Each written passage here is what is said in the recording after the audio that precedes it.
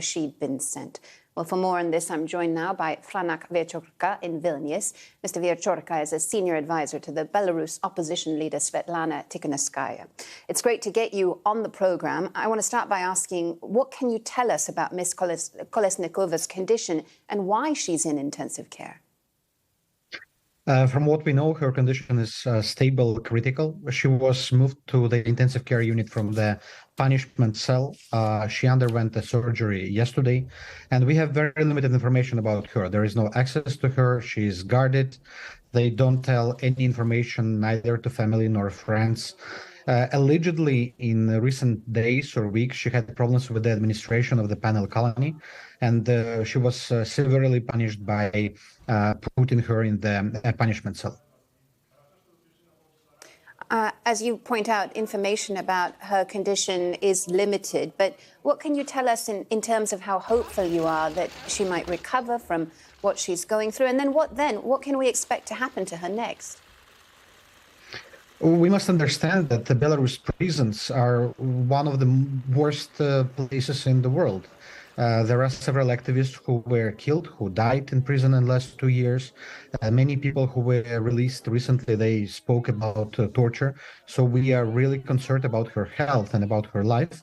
We don't know if she was tortured particularly, but we are sure that she might face huge pressure from the regime, from KGB.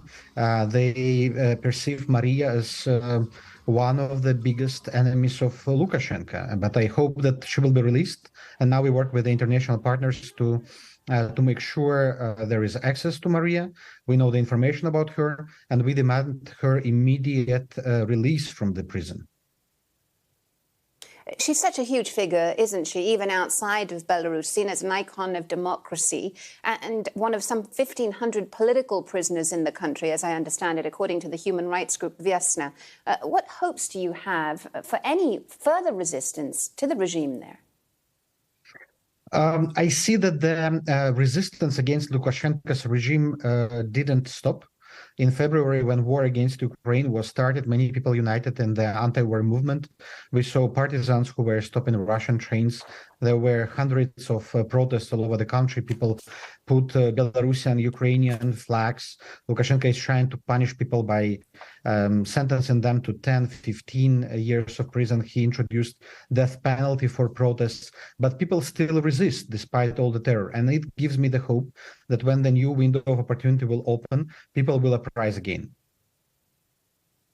Franak Viachorka, thank you so much for joining us on the program with your thoughts.